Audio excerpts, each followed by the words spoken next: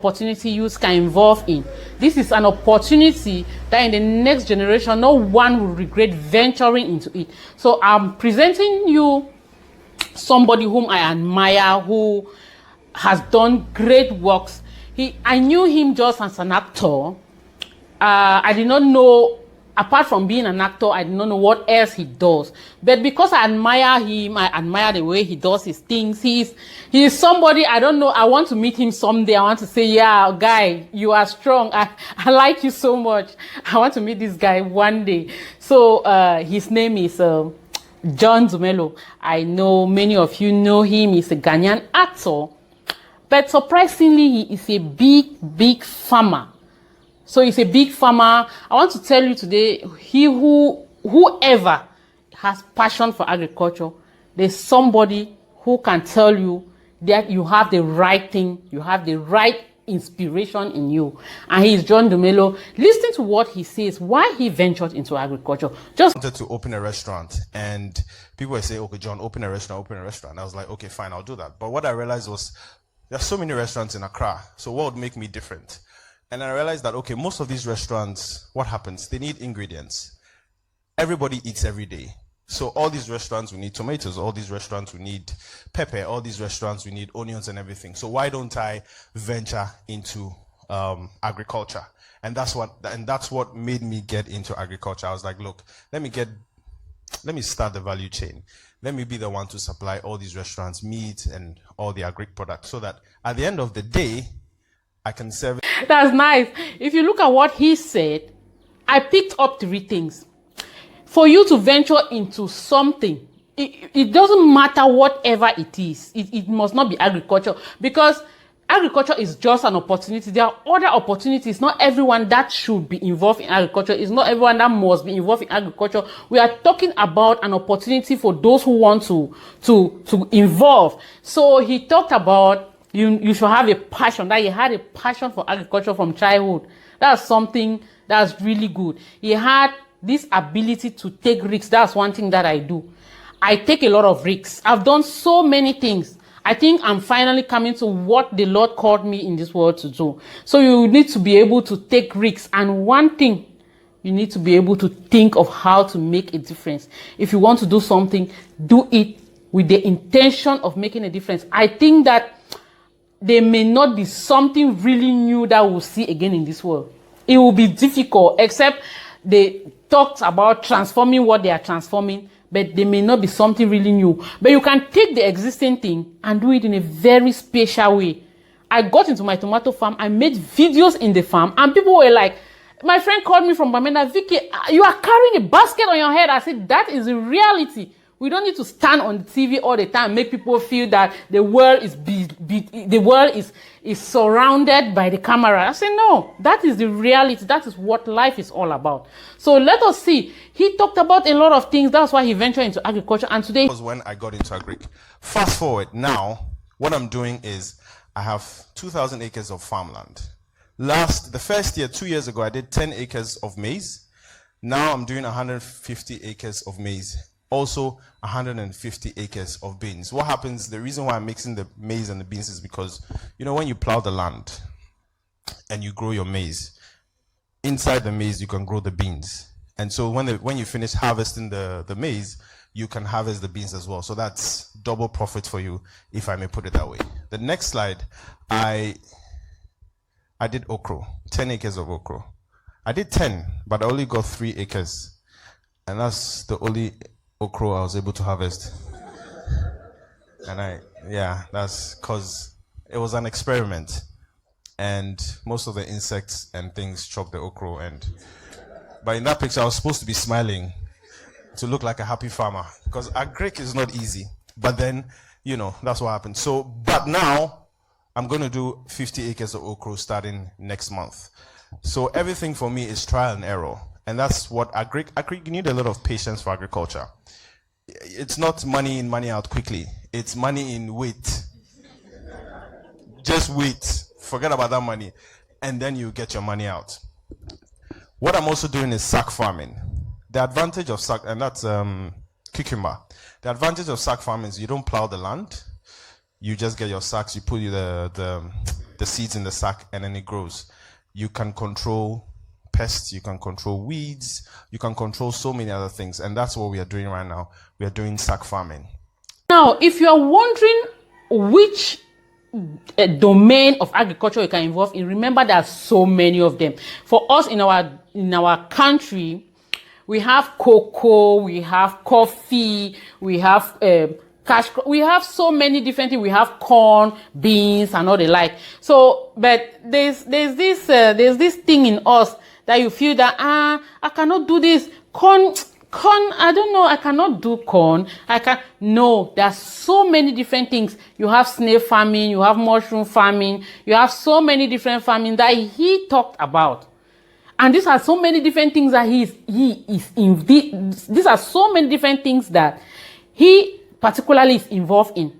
If you have a little means, like me, I won't go for all the things that my icon, John Dumelo, is doing.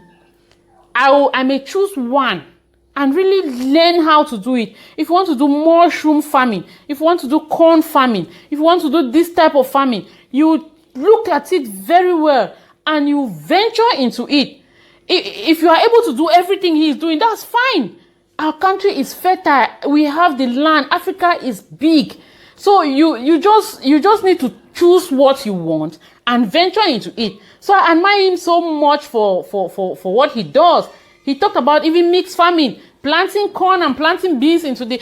Just watch him talk about it and get inspiration directly from. I did okra, 10 acres of okra.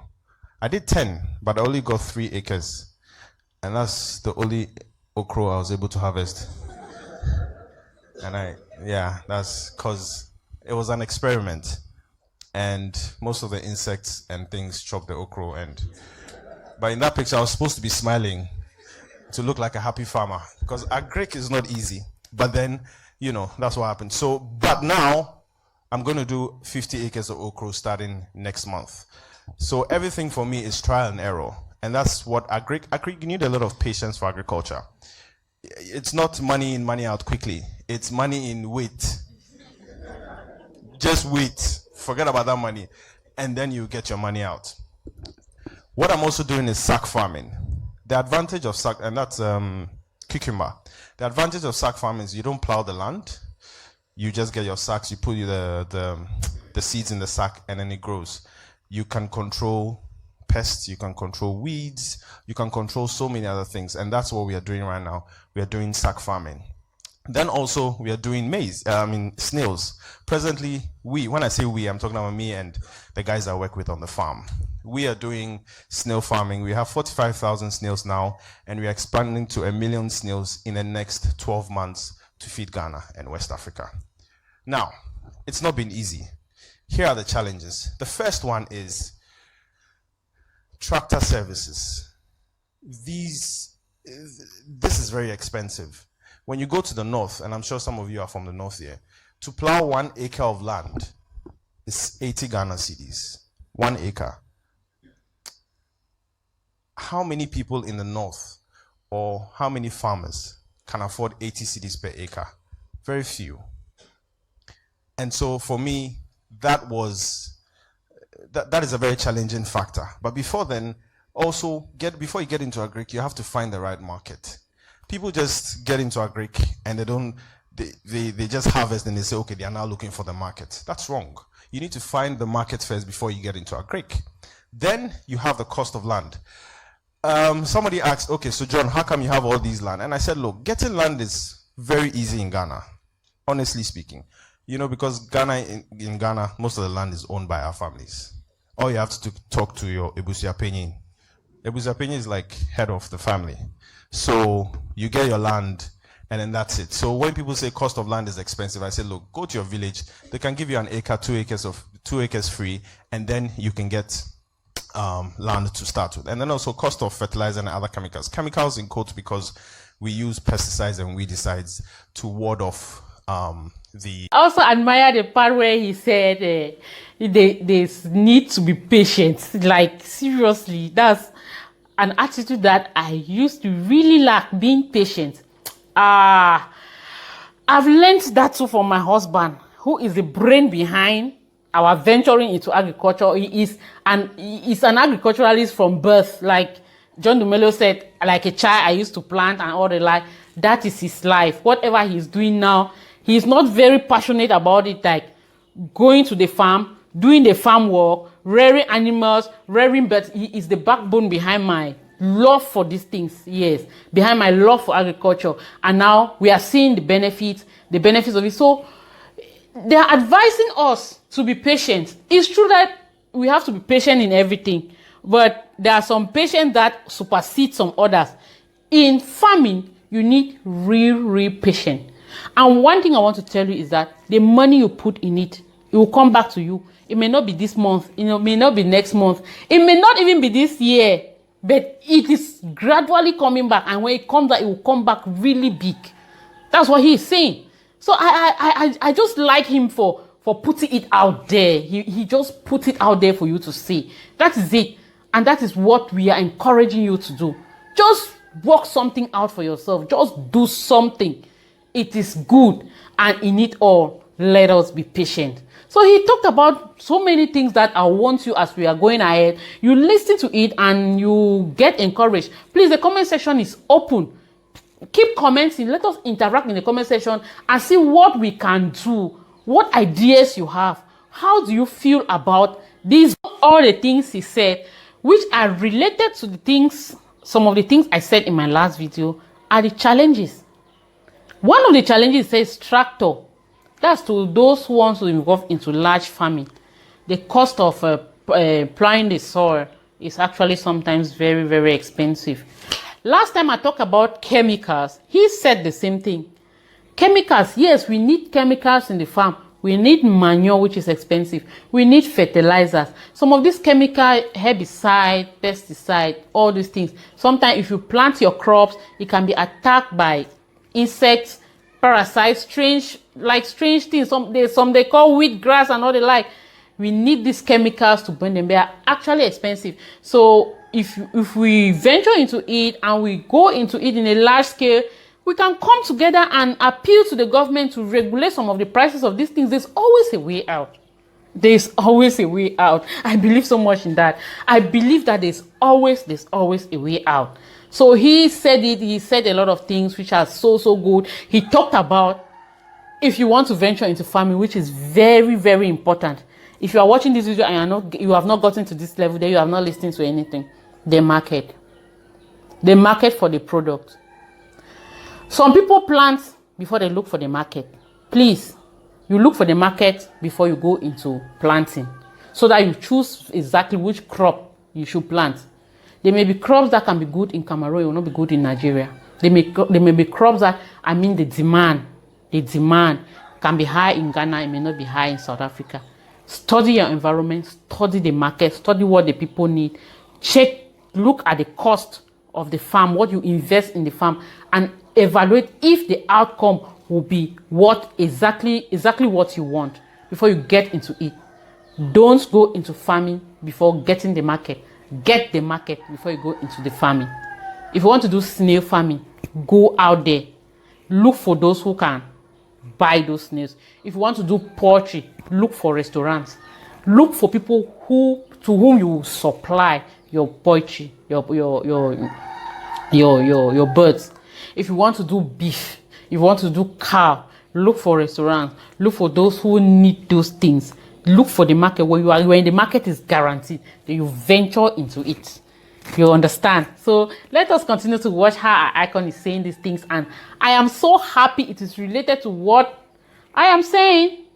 I am making it happen. We are opening it.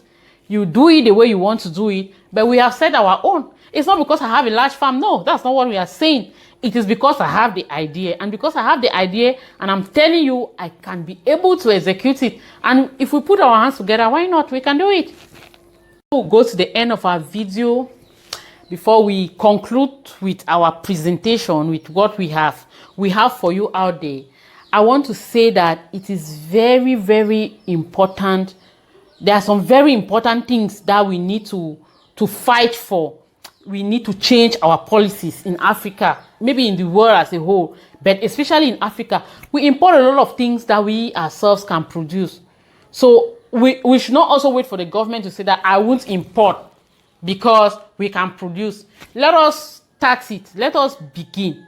Then the government of the country will see our effort and invest into that effort. We can produce rice. We can produce all these things we are importing. We have the land. I even read somewhere that Africa uses just about 2 or 3% of their land for agriculture. So what are we doing with the rest of the land? Some people even say land is expensive. No, land is not expensive. I just got an acre of land. I rented the acre of land to begin another farm with a very small amount of money. Lands are owned by us. You go and meet a chief in a village and say, please, I need a piece of land to do farming. They are there in the bush. They will give you. So land is not the problem.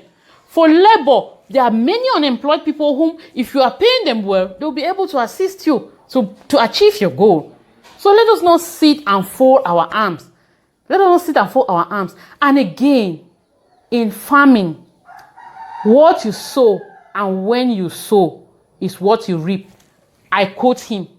I don't know about this statement, but I'm quoting John Dumelo. What you sow when you sow is what you reap. Oh my goodness. That is a factual statement, and that is something I experienced.